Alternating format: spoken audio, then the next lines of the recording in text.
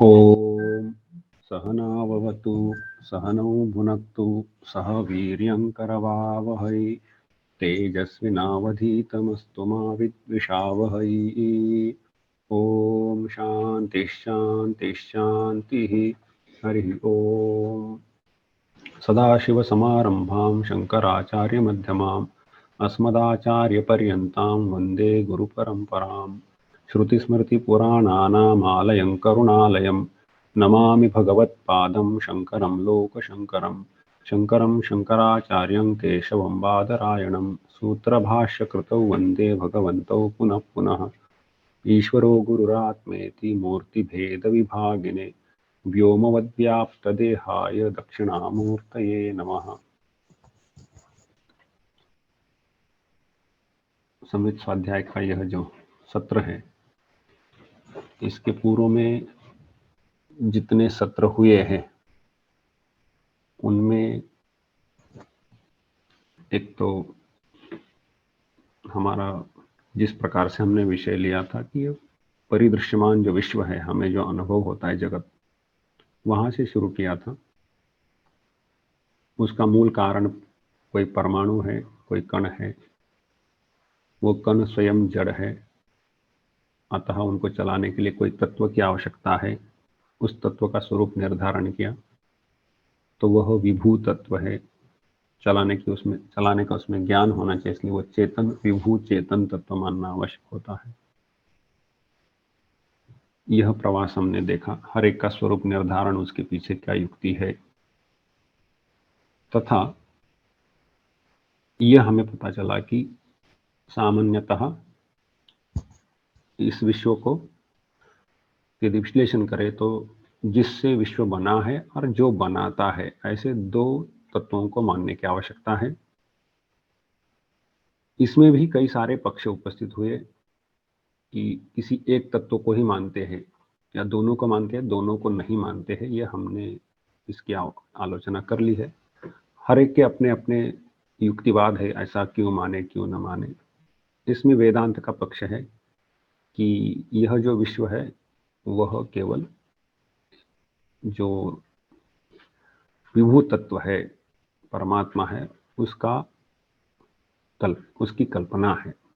कल्पना किस प्रकार से, इसके लिए हमने एक पूरा सत्र ही दिया था। और जब यह विश्व उस परमात्मा की कल्पना है तो वो कल्पना कैसे करते हैं, इसकी आलोचना हमने आगे बढ़ाई थी। यह आलोचना आगे बढ़ाते समय उसके लिए कुछ पारिभाषिक शब्दों की आवश्यकता होती है, तो उसकी भी हमने कुछ तैयारी कर ली थी। यह विश्व चूंकि अवयव से बना हुआ है तो यह सीमित है, और इसलिए इसका जो मूल कारण है, यदि एक पेड़ है तो उसका कारण है बीज, तो बीज भी सीमित आकार का होना चाहिए। तो यह जो विश्व है यह सीमित होने के कारण उसका मूल कारण भी सीमित होना चाहिए। तो वह हमने मूल कारण क्या है, तो उसको माया शब्द व्यवहार कर दिया था। और यह माया क्या है, तो यह उस परमात्मा की एक शक्ति है। और माया एक सीमित होने के कारण वह उस परमात्मा के विभू के जितने अवच्छेद में, जितने अंश में होती है, उसको क्या कहना, इस विषय में हम आ रहे थे। तो इसी के लिए हमने एक चित्रण के माध्यम से इसकी व्यवस्था की थी। थोड़ी सी स्क्रीन शेयर करने से हमने संक्षेप से यह देखा था कि यदि कोई वो जो परमात्मा है, विभू है, उसको इस प्रकार से एक सीमित रूप से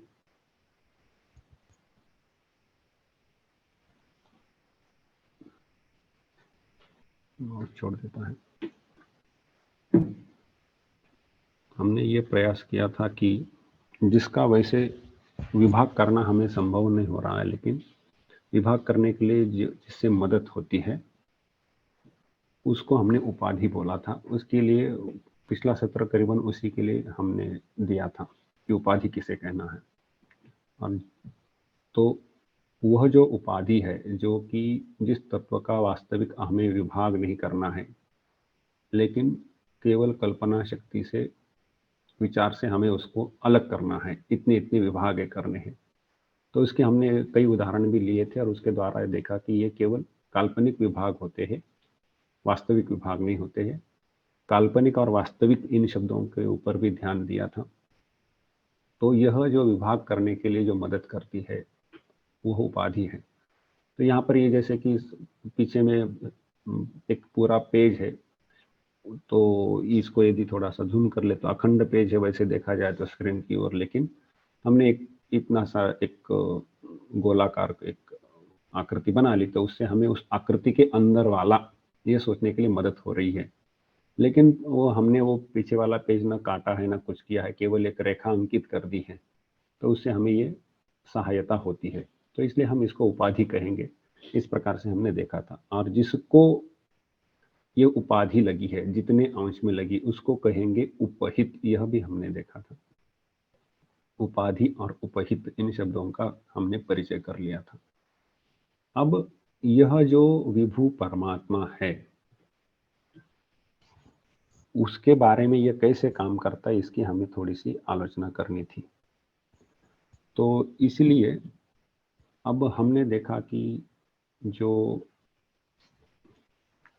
परमात्मा के बारे में काफी चर्चा हमारी हुई है, इसलिए विभु और परमात्मा जो है उसको एक अंश में, अब यहाँ अंश शब्द का व्यवहार भी थोड़ा सा सावधानी से होता है, लेकिन इसके बिना हमारे पास अन्य उपाय मतलब अवच्छेद होता है। फिर अंश न कहे तो फिर अवच्छेद है। अवच्छेद शब्द थोड़ा सा अच्छा है, जो कि वास्तविक भेद की या छेद की कल्पना की आवश्यकता नहीं है, केवल विचार से हो सकता है। तो अवच्छेद, अंश कहने से अंशांशी भाव हो जाता है।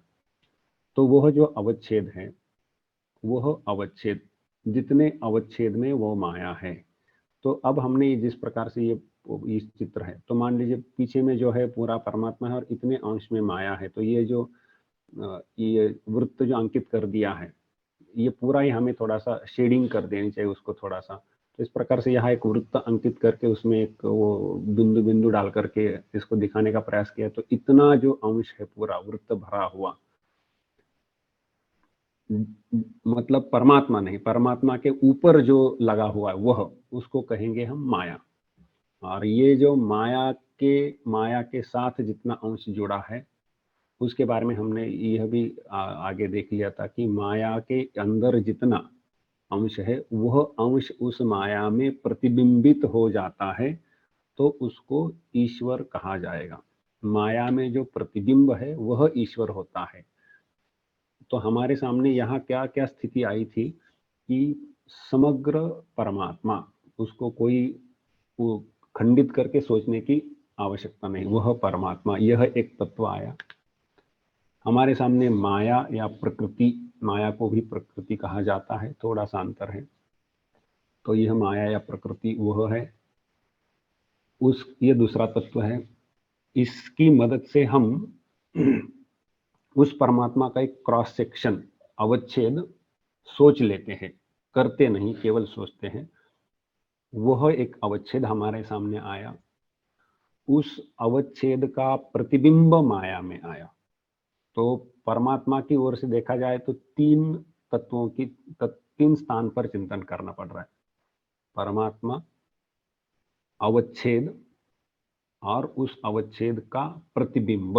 तो प्रतिबिंब ईश्वर है।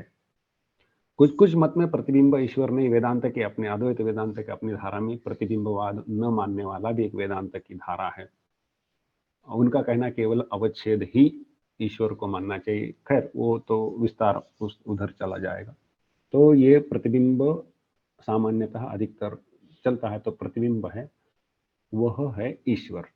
और यह समग्र जो उसकी जो शक्ति है, जितनी से जगत की उत्पत्ति होती उतनी, समग्र कहने से जगत के उत्पत्ति के लिए जितनी शक्ति काम में लगती उतनी, उसको अभी माया कहा जा रहा है।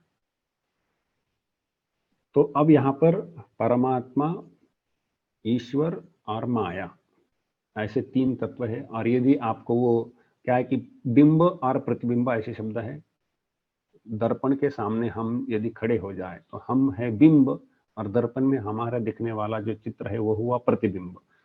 तो यदि दर्पण हटा दे तो केवल हम ही है।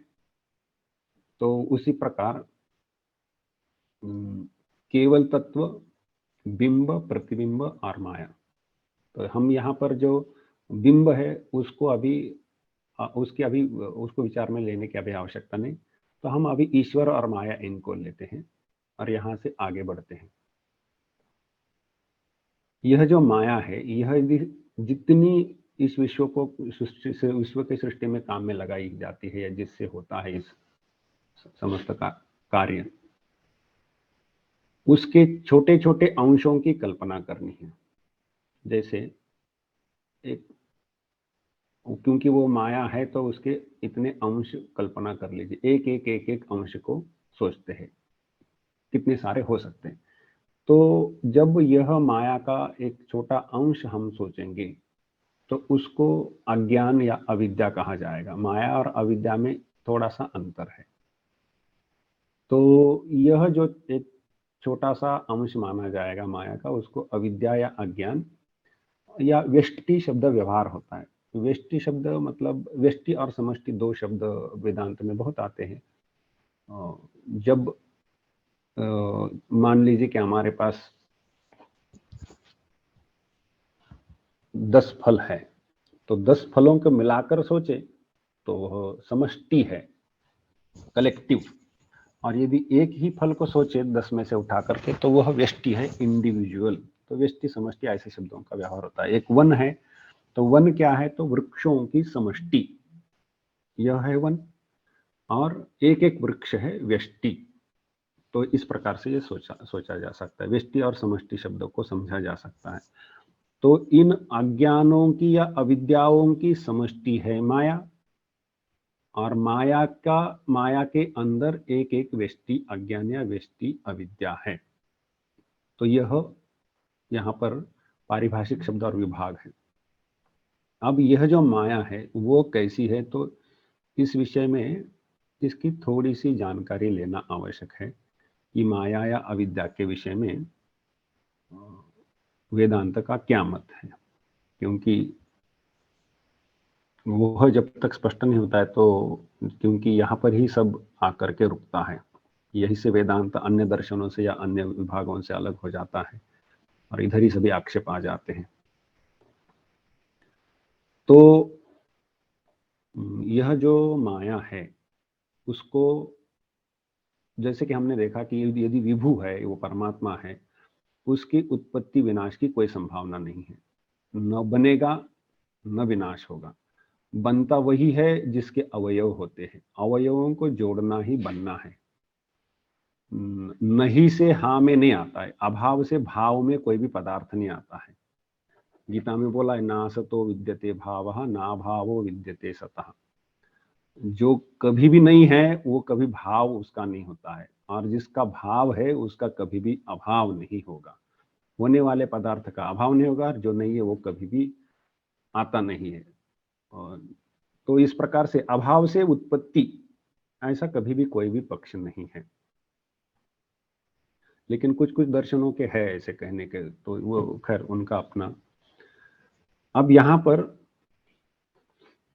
जो तत्व है वो जिसकी उत्पत्ति और विनाश नहीं होता है, न ही परिवर्तन होता है, ऐसे तत्व को यदि समझाना है तो हम उसके लिए एक शब्द व्यवहार करते हैं, सत।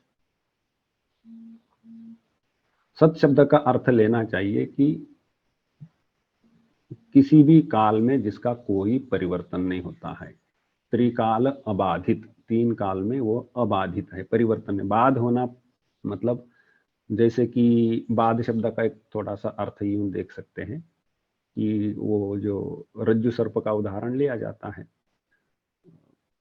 थोड़ा सा अंधकार है और उस अंधेरे में एक रस्सी गिरी हुई है, और रस्सी, उस एक जन उधर से गुजर रहा था, उसने उस रस्सी को सर्प रूप से देखा। उसको वो सर्प ही लग रहे, उसको ये नहीं पता कि यहाँ रस्सी और मैं उसको सर्प देख रहा हूँ, उसको वो सर्प ही है और इसलिए वो भागता भी है। तो इस उदाहरण में यदि वो उधर उस रास्ते से उसको जाना ही हो तो कुछ ना कुछ लकड़ी लेके आएगा या भगाने के लिए कुछ प्रयास करेगा, लाइट लेके आएगा। और वो ऐसा करने से वो वहां जाकर देखा, अरे ये तो सांप नहीं है, ये तो रस्सी है। तो उस वहां पर वो जो सर्प, उसको जो भान हो रहा था, प्रतीति हो रही थी, तो वो जो सर्प है उसका बाध हो गया। बाध शब्द का अर्थ ये समझना चाहिए। एक तो यदि वास्तविक सर्प होता तो उसको भगा दिया जाता या मार डाला होता, टुकड़े टुकड़े कर दिए जाते, तो वो होगा विनाश या भाग जाना। तो मारना है विनाश, टुकड़े कर देना, और उसको वो भाग जाना जो कुछ कहे। तो वह एक प्रकार है सर्प के हट जाने का। दूसरा है कि सर्प को इस प्रकार से नहीं हटाया है, लेकिन वो विलीन हो गया एक प्रकार से। तो ये हुआ बाध। नाश और बाध में ये अंतर है। तो हम सामान्यतः बाध सबको ये शब्द नहीं समझ में आता, इसलिए नाश शब्द का, विनाश शब्द का व्यवहार कर लेते हैं, लेकिन यहाँ पर ये बाध है। तो यह जो सर्प जो प्रतीत हो रहा था, उसका यहाँ बाध होता है। तो ये यहाँ पर बाध शब्द की हमारी ये संकल्पना है। तो हमारा जो मूल विषय जो चल रहा था, जिसलिए हमने इसकी व्यवस्था की है कि यह जो समष्टि और व्यष्टि जो है, इससे सृष्टि की कल्पना करनी थी। तो यह जो अज्ञान या अविद्या है, उसको हमने व्यष्टि कहा और माया को समष्टि कहा। और यह जो माया है, इसको सत्य कहना है या असत कहना है या क्या कहना है। तो इसलिए सत शब्द का अर्थ समझने के लिए जिसका किसी भी काल में बाध नहीं होता, वह सत है।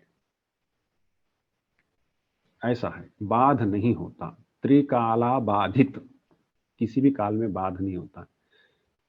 स्वप्न जैसे है, स्वप्न जागृति में वो बाधित हो जाता है।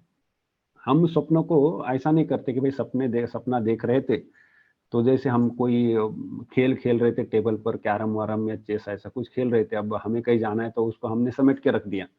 तो सब सपना देख रहे थे, चलो अब हमें जागृति में जाना है, तो सपने को समेट के रख देते हैं। ये जितनी सृष्टि बनी थी कहीं बंद करके रख देते अलमारी में। ऐसा नहीं होता है सपने का, वो उसका बाध होता है। स्वप्न का विनाश नहीं, बाध होता है। तो जो बाधित होता है उसको, वह अलग तत्व है। लेकिन जो तीन काल में बाधित नहीं होता है, अपने स्वरूप में जैसे के वैसे बना रहता है, उसको कहना है सत। सत शब्द का व्यवहार यहाँ पर पारिभाषिक है, उसको इसलिए उसका ये अर्थ उसमें निहित है, यहाँ बिठाना पड़ता है। अन्य स्थानों पर इसका अर्थ बदल जाएगा, तो जिस व्यवस्था में जैसा अर्थ करेंगे वो उसको परिभाषित कर देंगे वहां वो लोग। तो इसलिए सत शब्द का अभी यह अर्थ है। अच्छा, दूसरा शब्द है असत। हमारे पास सत शब्द है और उसके बाद दूसरा शब्द है असत। ऐसा कोई पदार्थ जो कि किसी काल में है ही नहीं, केवल आप सोच लेते हैं कभी, लेकिन ऐसा कभी होता ही नहीं। उसका एक उदाहरण लेते हैं, वंध्यापुत्र। वंध्यापुत्र, शशविषाण, आकाश कुसुम, ऐसे लिए जाते हैं। तो वंध्यापुत्र उदाहरण सबसे अच्छा है, क्योंकि वंध्या इस शब्द का अर्थ ही ऐसा है कि जिसको पुत्र नहीं, वह है वंध्या। यदि उसका पुत्र हो जाए तो उसको वंध्या नहीं कह सकते। उस जैसे भी उसको पुत्रोत्पत्ति हुई तो उसको वंध्या नहीं कह सकते। वो पहले की वंध्या और बाद में पुत्र, तो बाद में पुत्र हुआ तो फिर उसको वंध्या तब तक कहना ठीक भी नहीं होगा। वैसे देरी से पुत्र हुआ तो तब तक शायद कोई प्रयोग कर ले, लेकिन बात अलग है। लेकिन वंध्या का पुत्र नहीं होता है। पुत्र है तो वंध्या नहीं है, और वंध्या है तो पुत्र नहीं है। और यह अतीत काल में भी, भूतकाल में भी कभी भी इसका व्यतिक्रम नहीं होगा, भविष्य काल में भी व्यतिक्रम नहीं होगा। जागृत स्वप्न सुषुप्ति किसी अवस्था में भी वही रहेगा। स्वप्न में भी कोई वंध्या है तो उसको पुत्र होगा ही नहीं। यह लोक परलोक में भी जाए तो, अर्थात मैं ये बताना चाहता हूँ कि इस विश्व में जितनी कालिक विभाग करे, अवस्था विभाग करे या लोकों का विभाग करे, तो भी यह वंध्या पुत्र यह है, किसी को भी नहीं मिलने वाला। तो वंध्या पुत्र यह शब्द केवल है, इसका कोई भी अर्थ नहीं है। जैसे मोबाइल बोले तो मैं मोबाइल दिखा सकता हूँ, ये मेरे हाथ में जो वो मोबाइल है, और जो मुंह से बोल रहा है वो शब्द है। तो मोबाइल शब्द और मोबाइल अर्थ ये दोनों हमारे पास है, लेकिन वंध्यापुत्र मेरे पास केवल शब्द ही है, अर्थ नहीं है। तो यह जो वंध्यापुत्र जो पदार्थ हम सोच रहे थे, किसी भी काल में नहीं है। तो इसको ऐसे अर्थ को, ऐसे चीज को कहते हैं असत। तो एक हुआ सत, दूसरा हुआ असत। हमारे पास दो ही शब्द है, सत और असत। तीसरी अवस्था को बताने के लिए हमारे सामने शब्द ही नहीं है। तो जब किसी किसी पदार्थ को उठा करके आप कहते हैं कि यह सत्य है, तो इसको हम कहते हैं कि सत शब्द से इसका निर्वचन किया। सत शब्द का हमने निर्वचन किया, सत शब्द से निर्वचन किया। सत शब्द हम इसके लिए व्यवहार कर पाए, बोल पाए हैं, तो इसलिए सत शब्द से इसका निर्वचन कर दिया। तो वह अर्थ सत शब्द से निर्वचनीय है, ऐसा होता है। और यदि ऐसा वो वंध्यापुत्र इत्यादि जो अर्थ है, जो कि है ही नहीं, मतलब उनके लिए हम असत शब्द का व्यवहार कर देते हैं, तो वह असत शब्द से निर्वचनीय है। सत शब्द से निर्वचनीय और असत शब्द से निर्वचनीय, ऐसे अर्थ को हम सत शब्द व्यवहार कर सकते, ऐसे शब्द को, ऐसे अर्थ को हम असत शब्द व्यवहार कर सकते। तो वो सत और असत शब्द से निर्वचनीय हो गए। यह माया ऐसी है कि माया को आप सत्य नहीं कह सकते, या ये जो अविद्या है इसको सत्य नहीं कह सकते, क्योंकि ब्रह्म ज्ञान होने से इसकी प्रतीति होती नहीं। यदि परमात्मा का ज्ञान हो जाए तो यह नहीं दिखती है। जैसे रज्जु सर्प का उदाहरण है, रज्जु का ज्ञान हो जाए तो सर्प की प्रतीति नहीं होती, सर्प का बाध हो गया, तो इस माया का या अविद्या का बाध हो जाता है। बाध हो जाने के कारण यह इसको सत्य नहीं कह सकते। अब माया को या अविद्या को हम असत नहीं कह सकते, क्योंकि हमें ये विश्व दिख रहा है, यह जो समग्र विश्व है इसकी प्रतीति होती है, और इसकी प्रतीति होती है तो इसका मूल कारण कहीं ना कहीं है। तो इसीलिए इसका मूल कारण, ये विश्व या इसका मूल कारण वंध्यापुत्र की स्थिति में नहीं है, कभी भी नहीं, ऐसी भी स्थिति नहीं है। तो ये न सत्य है न असत है। तो सत और असत शब्द से माया को हम, या सत्य असत शब्दों का हम माया के लिए व्यवहार नहीं कर सकते। तो इस संस्कृत में इसको कहते हैं सदसद्भ्याम अनिर्वचनीय। सत और असत शब्द से यह अनिर्वचनीय है, और इसलिए माया को अनिर्वचनीय कहा है। इतना ही अर्थ है इसका कि आप इसको न सत शब्द से कह सकते हैं न असत शब्द से कह सकते हैं। अर्थात ये तीन काल में बाधित नहीं होती है, ऐसा भी नहीं, बाधित हो जाती है। वंध्यापुत्र जैसे एकदम नहीं है, ऐसा भी नहीं है। बहुत बार माया के अर्थ में बहुत लोग यही सोचते हैं कि कभी भी न रहना, वंध्यापुत्र जैसा होना मतलब माया, ऐसा आमतौर पर लोग लेते हैं। लेकिन या मिथ्या शब्द का जो अर्थ लेते हैं, मिथ्या शब्द का ऐसा अर्थ नहीं है। मिथ्या, ये माया मिथ्या है या अज्ञान मिथ्या है या अविद्या मिथ्या है, इसका अर्थ यही है कि यह जिस पर है, इस परमात्मा की शक्ति, उस परमात्मा का ज्ञान होवे ठीक से, तो इसकी प्रतीति नहीं होती है, भान नहीं होता, ये बाधित हो जाती है। जैसे रज्जु का ज्ञान होने से सर्प का ज्ञान नहीं होता है, वो बाधित हो जाता है, वैसे ये बाधित हो जाती है। इसलिए इसको मिथ्या कहा है। ऐसा ही पदार्थ मिथ्या है। मिथ्या शब्द का वंध्यापुत्र मिथ्या नहीं है, वंध्यापुत्र मिथ्या नहीं है, परमात्मा भी मिथ्या नहीं है, यह अविद्या मिथ्या है।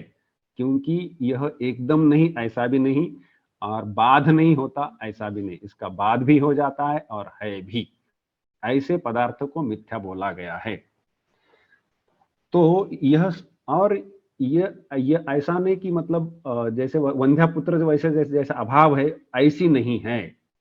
यहाँ पर अब ये है कि तीन काल में परिवर्तन नहीं होता, ऐसा तत्व है परमात्मा। एकदम से नहीं है, ऐसा तत्व हो गया वंध्यापुत्र। और यह जो है, यह परिवर्तनशील तत्व है, इसका बाद भी होता है और परिवर्तन भी होता है। ये इसमें दो धर्म लगे हुए हैं। ये जिसकी है उसका, इसका यदि उसके अधिष्ठान का या परमात्मा का यथार्थ ज्ञान हो जाए, तो ये बाधित हो जाती है, और यदि इस माया को देखते रहे तो इसमें परिवर्तन होते रहते। तो यह है इसकी विशेषता। अब यह हमारे पास क्या हुआ कि परमात्मा एक तत्व वंध्यापुत्र जो कि है ही नहीं, लेकिन ऐसा शब्द व्यवहार करना पड़ रहा है, ये तीसरा है, इसलिए इसको भावरूप ऐसा शब्द व्यवहार किया जाता है। भाव रूप है यह, सत और सत न कह सके, लेकिन ये भाव रूप है, अभाव रूप नहीं है। वंध्यापुत्र अभाव रूप है, माया अभाव रूप नहीं है। और ये जिसके ऊपर यह अविद्या है, उस अधिष्ठान का, सर्प का ज्ञान, रज्जु का ज्ञान होने से सर्प का बाधित हो जाना जैसे, वैसे अज्ञान बाधित हो जाता है। इसलिए यह इसका विरोधी है ज्ञान। ज्ञान इसका विरोधी है, ज्ञान इसको नाश कर सकता है। ये जिसकी सर्प का, रज्जु का ज्ञान सर्प ज्ञान के विरोधी है, सर्प को बाध कर देता है। वैसे ब्रह्म ज्ञान या परमात्मा ज्ञान या आत्मज्ञान इसको बाधित कर देता है, इसलिए वह ज्ञान इसके विरोधी है, ऐसा है। तो यह सामान्यतः सदसद्भ्याम अनिर्वचनीय भाव रूप और ज्ञान विरोधी यत्किंचित, इसको एकदम से यह ऐसा ही है ऐसा नहीं कह सकते। जैसे सामने घट रख दिया तो यह घट है, क्योंकि उसमें घटत्व है, तो ये ऐसा ही है, इदम इत्थम ऐसा कहा जा सकता है। लेकिन माया के बारे में इदम इत्थम ऐसा नहीं कहा जा सकता, इसलिए यत्किंचित ऐसा कहा जाता है। तो ये सामान्यतः एक माया का जो परिचय है ये यहाँ आवश्यक होता है, ऐसा है। ये शब्दों का व्यवहार ये ऐसा चल रहा है, और इसीलिए माया को या अविद्या को या इस जगत प्रपंच को मिथ्या कहा जाता है। मिथ्या कहने के पीछे यह भाव है।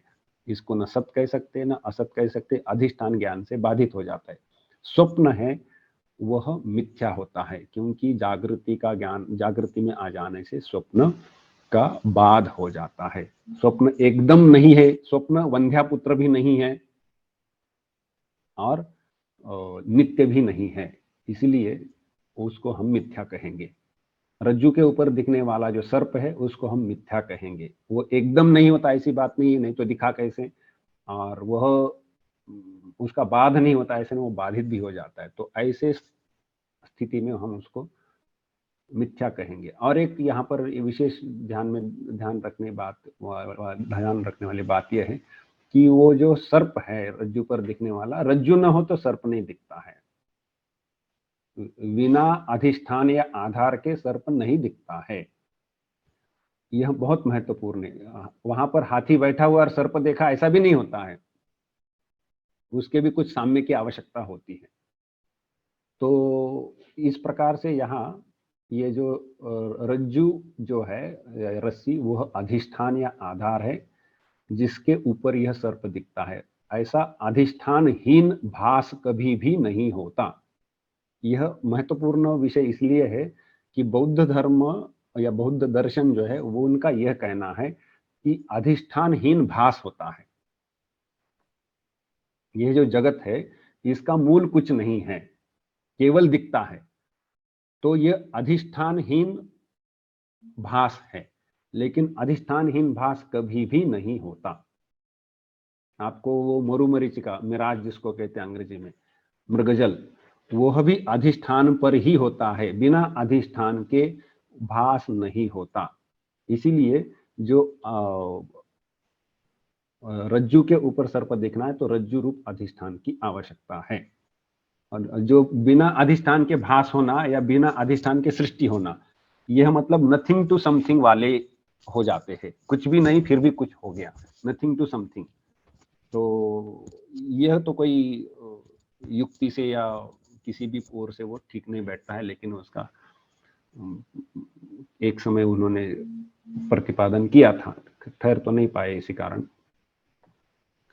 तो यह है कि यहाँ इसलिए देखना पड़ता है कि बिना अधिष्ठान के होता नहीं है। और शंकराचार्य भाष्य में बहुत बार इस मुद्दे को ला के बोलते कि ये बिना अधिष्ठान के यह दिखता नहीं, अधिष्ठान है इसका।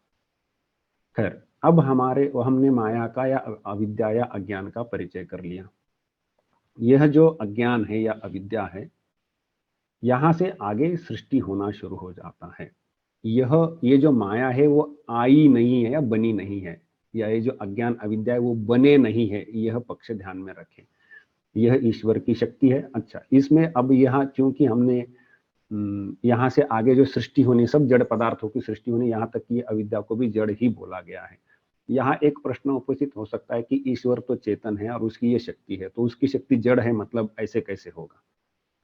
ईश्वर चेतन है, या जो परमात्मा है वो चेतन है और उसके पास ये जड़ मटेरियल उससे अलग है, ऐसा तो नहीं आप कह रहे। आप तो कह रहे कि परमात्मा की शक्ति को जड़ कैसे कह रहे फिर?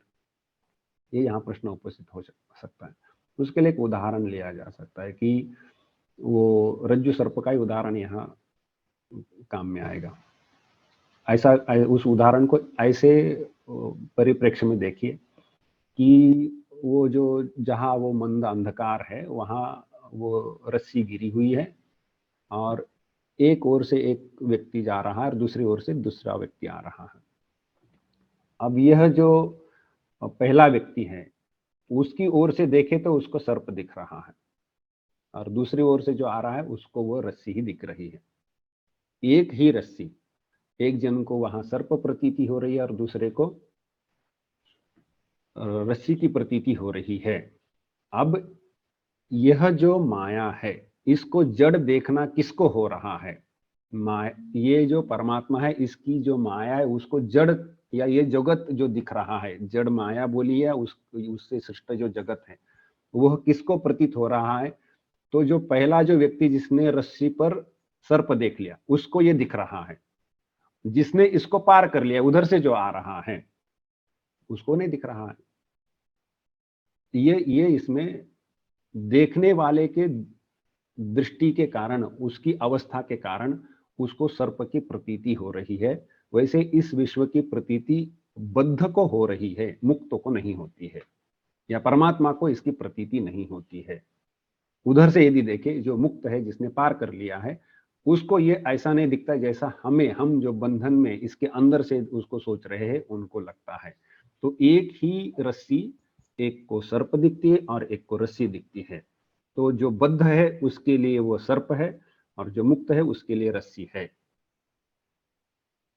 इस प्रकार से इसका उत्तर दिया जाता है। तो इसे सुविधा हो जाती है कि यह जड़ वस्तुता है या वस्तुतः नहीं है। तो वो जड़ है किसके लिए? जो जो एक ओर से जो देख रहा है उसके लिए सर्प है और दूसरी ओर से देख रहा है उसके लिए वो सर्प नहीं, उसके लिए रस्सी है। और ये जो एक ओर से जो सर्प देख रहा है वो भी यदि प्रकाश ले आवे तो उसके लिए भी वो सर्प है, वो रस्सी दिखेगा। अर्थात यहाँ उसको स्वरूप ज्ञान या अधिष्ठान ज्ञान होना चाहिए। रस्सी है अधिष्ठान, अधिष्ठान का ज्ञान होने से सर्प का बाध हो जाता है, विलय हो जाता है। तो वैसे ये जो जगत सृष्टि प्रपंच जो है, इस प्रपंच का बाध कैसे होगा? जिस अधिष्ठान पर यह बना है, इसका अधिष्ठान है परमात्मा या ब्रह्म, और उस ब्रह्म अधिष्ठान का यदि ज्ञान हो जाए तो फिर इसका बाध हो जाएगा, ऐसा है। तो ये यहाँ तक एक विषय आगे बढ़ा जो कि बहुत ही महत्वपूर्ण होता है। कई कई बार सोचते सोचते प्रश्न यहीं पर आकर के रुक जाते हैं। तो यहाँ हमें सृष्टि प्रक्रिया में आगे बढ़ना, यहाँ तक कोई प्रश्न हो तो हम थोड़ा सा ले सकते हैं जी। पिछले सत्र तक अपन ने देखा था कि माया ईश्वर की शक्ति है, कल्पना करने की जो शक्ति है उसको अपन ने माया नाम दिया था। आज कल्पना करने की शक्ति जी, इस जगत की कल्पना जिस शक्ति से की जाती है वह ठीक। आज अपन ने कहा कि अज्ञान की समष्टि माया है। ये अभी सुविधा के लिए रचना कर ली है। तो ये अज्ञान कहाँ से आया स्वामी जी? अभी एक विषय थोड़ा प्रश्न पूछा तो थोड़ा सा पहले वो बता दे तो बाद में उधर आ जाता हूँ कि जैसे हम इस विश्व के किसी भी पदार्थों के यदि देखें तो वह अवयवों से बना हुआ है। ऐसा एक भी पदार्थ हमें दिखता नहीं कि जो अवयवों से नहीं बना है। जो कुछ है सब अवयवों से बना है। अब इसका मूल ढूंढते ढूंढते हम परमाणु तक गए थे और परमाणु के अवयव नहीं थे। यह एक प्रकार है सोचने का। और वेदांत का कहना है कि आप इस प्रकार से परमाणु तक जाते, हम ऐसे नहीं जाते, हम परमाणु में नहीं जाते हैं। वेदांत का कहना है कि हम अविद्या में पहुंच जाते हैं। यदि इस विश्व का मूल ढूंढे तो हम अविद्या, माया, प्रकृति वहां जाते हैं। अच्छा, फिर ये प्रश्न करिए कि फिर ये जो अविद्या है या जो माया है, वो जैसे हमने परमाणु को प्रश्न किया था कि वो सावयव है कि निरवयव है, परमाणु के अवयव है या नहीं, तो माया के विषय में ये प्रश्न नहीं है, ये सावयव है कि निरवयव है, ये हम उत्तर नहीं देते। तो इसका उत्तर क्या देते हैं? वेदांत का कहना है कि हमारा उत्तर ये है कि हम इतना ही कहते हैं कि अधिष्ठान का ज्ञान होने से इसका बाध हो जाता है, सावयव या निरवयव ऐसा नहीं है। अब यह जो विश्व तो दिख रहा है और उसका मूल कारण कुछ ना कुछ है, तो विश्व यदि अभी सावयव सा लगता है, अवयव है इसमें, तो मूल कारण में भी हम उसको जाकर के अवयवों की कल्पना तो कर सकते हैं।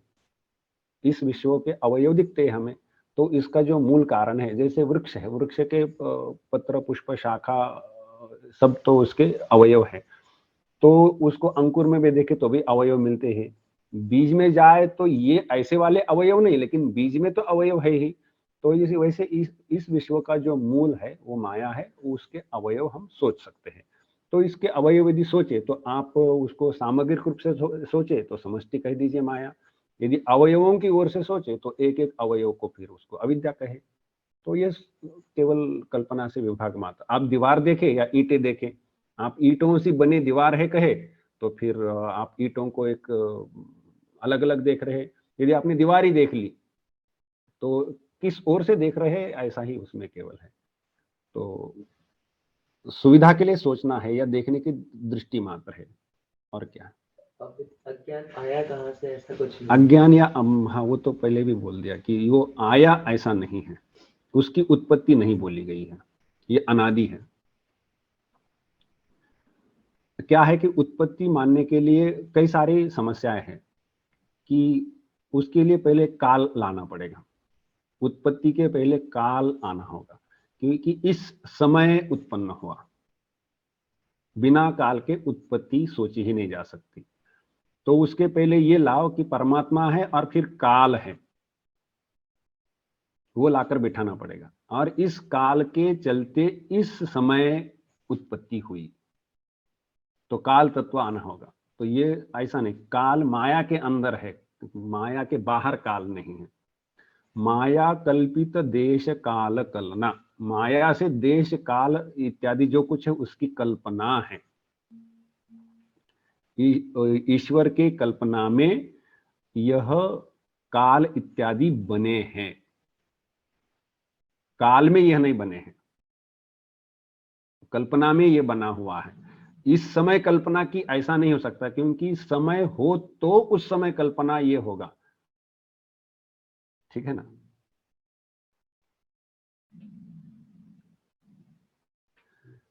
जैसे जो जो हमारी स्केल होती है नापने की, वो हम लगा करके दूसरे को नाप लेते हैं, उसको कैसे नापे, दूसरी लानी पड़ेगी मतलब, लेकिन वही उसको नाप सकती है क्या? समस्या हो जाएगी, वो अपने को नाप नहीं सकती है, या उसके अंदर जो है उसको नापना कठिन हो जाएगा। तो वैसे काल है कल्पना के अंदर हुआ है।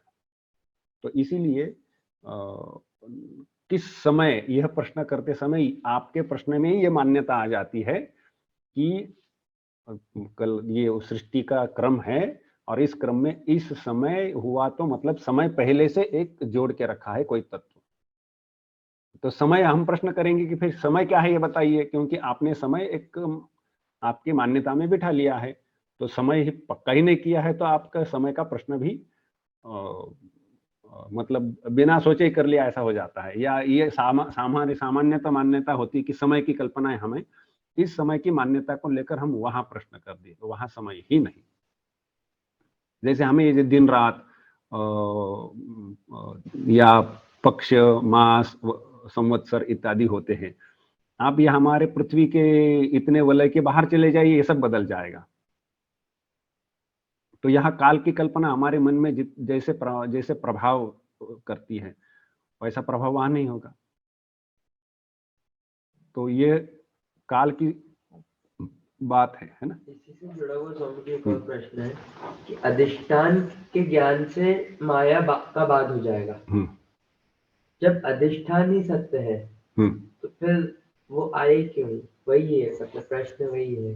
क्या आया ऐसा तो नहीं बोला ना, आया ऐसा हमने बोला ही नहीं, तो फिर आया क्यों, ये इसका उत्तर हम नहीं दे सकते। मतलब जब रज्जु ही है, रज्जु ही है, तो फिर अंधकार में सर्प दिख रही है, तो अंधकार भी कहाँ से आया? अंधकार कोई अलग। हाँ, ये अब क्या है कि एक तो है कि हमें यह दिख रहा है, तो सर्प दिख रहा है। अब इसका कोई ना कोई ठिकाना लगाना पड़ेगा। यदि ये दिखता ही नहीं, कुछ नहीं होता, तो फिर ठीक है, लेकिन हमें तो दिख रहा है, अब इसकी व्याख्या करनी पड़ेगी। तो ये हुआ है, यह तो पक्का हमारे सामने समस्या खड़ी है अभी। तो इसे इसका केवल व्याख्यान मात्र है कि ऐसा है, ऐसे इसके उत्तर है। हुआ कैसे ये नहीं, ऐसा है। अभी माया के बाद ही बना है, माया के बाद सृष्टि हुई है 2 स्तर में, लेकिन माया की कोई सृष्टि नहीं है। मतलब ऐसा नहीं कि अच्छा माया थी ही नहीं, एक बार ईश्वर ने कल्पना कर ली, चलो माया है तो माया आ गई, फिर चलो हम उसमें प्रतिबिंबित हो जाते, तो प्रतिबिंबित हो गए, चलो अच्छा ठीक है, अब इस माया को काम में लगाते, चलो यहाँ से सृष्टि कर दे। ये नहीं है।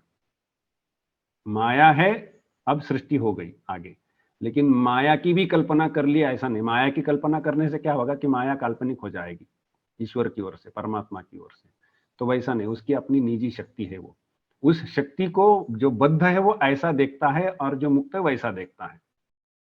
उसकी शक्ति को एक ऐसा देखता है, एक वैसे वैसा देखता है, इतना फर्क है। उसकी शक्ति है ही। तो ऐसे बोलने पे तो माया भी एक सत्ता हो गई। अब क्या है कि तुम यहाँ बैठे हो, 10 किलो वजन उठा सकते हो, तो तुम्हारे शरीर में 10 किलो वजन उठाने की शक्ति, तो वो क्या अलग तत्व मान लेंगे उसको? ऐसा करना हो तो कर लो फिर, ऐसे इस प्रकार से। शरीर में ये वजन उठाने की जो शक्ति है, वो शक्ति शरीर से अलग है क्या, एक है क्या? क्या कहे? वैसा इस प्रकार से अलग यदि कहना चाहते हो तो अलग कह लो, लेकिन ये अलगपना ऐसा है।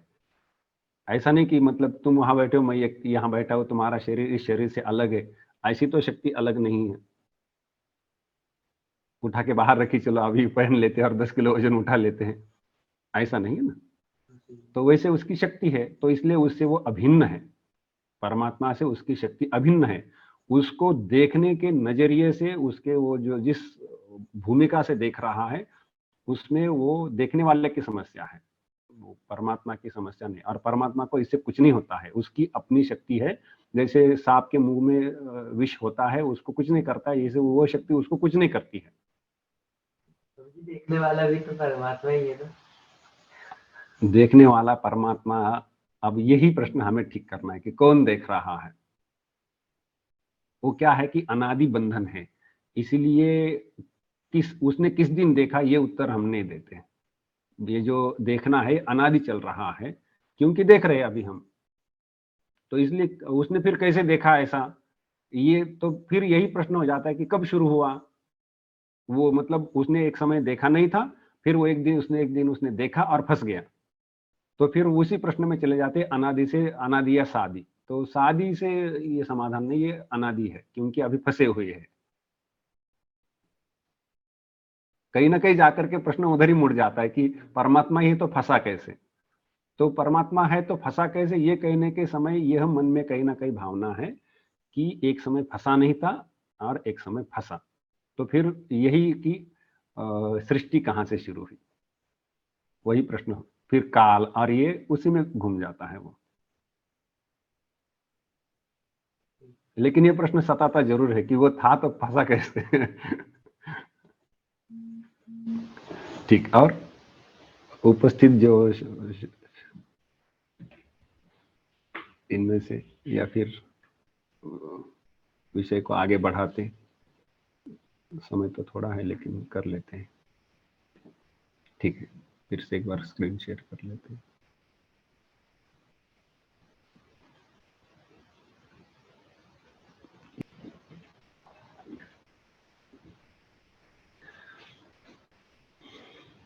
अब ये जो माया है, माया उपाधि है, वो परमात्मा की, ईश्वर की या चैतन्य की, तो इसलिए उसमें माया से उपहित जो चैतन्य है वही वहाँ सबका मूल तो वही है।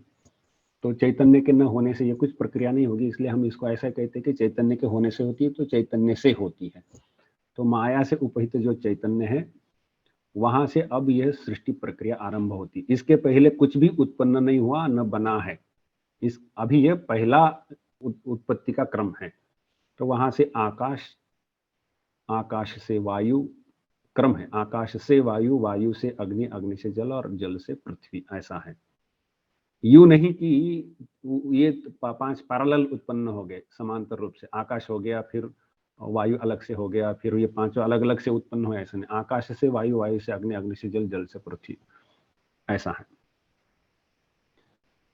यह इनको तन्मात्र कहते हैं। ये जो 5 तत्व उत्पन्न हुए इनको तन्मात्र, तन्मात्र शब्द का अर्थ है उतना ही। उतना ही मतलब तत्मात्र, उतना ही। तो उतना ही मतलब आप आगे वस्तुतः आगे चल करके क्या होना है कि ये जो 5 तत्व है इनको मिलाकर कई सारे पदार्थ बनने वाले हैं, कई सारी भौतिक सृष्टि जो होने वाली वो इनको मिलाने से होने वाली, कुछ जगह पर बिना मिलाए, कुछ जगह पर मिलाकर।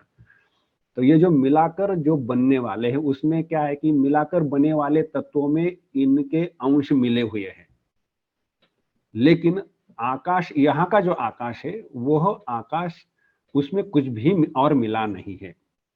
कुछ भी और मिला नहीं मतलब क्या नहीं मिला है, तो बाकी 4 उसमें मिले नहीं है। तो आकाश अपने में है, उसमें न वायु मिला है, न अग्नि मिला है, न जल, न पृथ्वी मिली है, या पृथ्वी में अन्य जो 4 तत्व मिले नहीं है। तो पृथ्वी अपने से ही है स्वयं, बिना अन्य मिलावट के। तो यह है तत्मात्र, वो अपने में ही है, यही इसका अर्थ है तन्मात्र। ये जो ये अब क्या है कि ये माया से उपहित चैतन्य से जो सृष्टि हुई है, इसमें ये जो 5 तत्व बने हैं, इन्हीं 5 तत्वों को काम में लगाकर बाकी ये हुई भूत सृष्टि। इनको 5 भूत भी कहा जाता है, तन्मात्र भी कहा जाता है। यह हुई भूत सृष्टि, और ये भूतों को लगा करके भौतिक सृष्टि होनी है, भूतों से होने वाली भौतिक सृष्टि। तो ये जो भौतिक सृष्टि है, यहाँ क्या है कि हमने पहले एक आलोचना थोड़ी बहुत कर ली थी। ये जो माया है त्रिगुणात्मिका है, यह आलोचना हुई थी। और गुण शब्द का क्या अर्थ है, तो वह भी शायद देखा था, यदि स्मरण हो। नहीं, माया के बारे में चर्चा करते समय और एक शब्द की वहां पर आलोचना होनी आवश्यक है, वो है माया या जो अविद्या जो कुछ है वो त्रिगुणात्मक है, 3 गुणों से बनी, ऐसा कह सकते हैं संक्षेप से। 3 गुण। गुण शब्द का अर्थ होता है रस्सी, और जैसे यो रंग रूप इत्यादि जो कुछ है, गंध, ये भी गुण है। जो न्याय में जो इनको गुण बोला जाता है वह भी गुण है, लेकिन वह गुण शब्द यहाँ व्यवहार नहीं किया गया। यहाँ रस्सी अर्थ वाला गुण शब्द व्यवहार होता है। रस्सी को गुण कहते हैं संस्कृत में, और गुण कहने के पीछे तात्पर्य यह है कि रस्सी किस लिए हम काम में लाए, वो रस्सी बनी क्यों है, बांधने के लिए। यदि बांधने का काम न करे तो रस्सी किस काम की। तो रस्सी का काम ही बांधना, और रस्सी का काम बांधना है। वैसे यह जो 3 ऐसे कुछ तत्व है जिनके नाम है सत्व, रजस और तमस, ऐसे 3 तत्व है। तो ये क्या करते हैं, बांधते हैं, बंधन निर्माण करते हैं, और इसलिए इनको गुण कहते हैं। और सत्व, रजस, तमस, इनको गुण कहने के पीछे तात्पर्य यही है कि जैसे रस्सी बांधती है और रस्सी को गुण कहते हैं, तो यही गुण शब्द इनको लगा दो, इनको 3 गुण बोला जाए। तो यह 3 गुण हो गए। गुण शब्द का यहाँ पर क्वालिटी यह अर्थ कभी भी लिया जाता नहीं। 3 गुण है मतलब 3 क्वालिटीज है, माया की 3 क्वालिटी, ऐसा नहीं। तो यह है सत्व, रज, तम।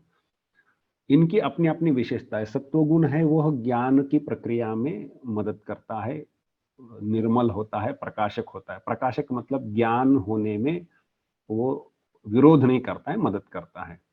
जैसे कांच है, प्रकाश को पार करा देने में मदद करती है, और बाकी मट्टी है वो प्रकाश को पार कराने का विरोध करती है। तो ये कांच है वह अनुकूल है। तो वैसे ये जो सत्वगुण है ज्ञान के प्रक्रिया को अनुकूल है। रजोगुण जो है वह क्रियाशील है, क्रिया कराता है, जो चलन वलन आदि जो कुछ क्रिया होनी वह उसमें वो तत्पर है। और जड़ता, स्थिरता, वह है तमोगुण से, अज्ञान इत्यादि जो कुछ होना है तो वह तमोगुण का धर्म है। तो ये जो आकाश, वायु, अग्नि, जल, पृथ्वी है, यह माया उपहित चैतन्य से जो बने हैं, इनमें तीनों गुण है। आकाश, वायु इत्यादि में तीनों गुण है। अब ये जो तीनों गुण इनमें जो विद्यमान है, इनमें से कभी कभी किसी किसी गुण की अधिकता को काम में लगाया जाता है या वो उससे बनते हैं। अब यह कैसे बनते हैं, तो ये इसलिए यहाँ पर एक इतना स्तर आज हम ये ज्यादा हो जाएगा लगता है ना, इसको अगली बार लेते हैं कि कौन से किसको लगाकर क्या बनेगा और हर एक का विवरण है। तो खैर आज यहीं पर विराम कर सकते हैं।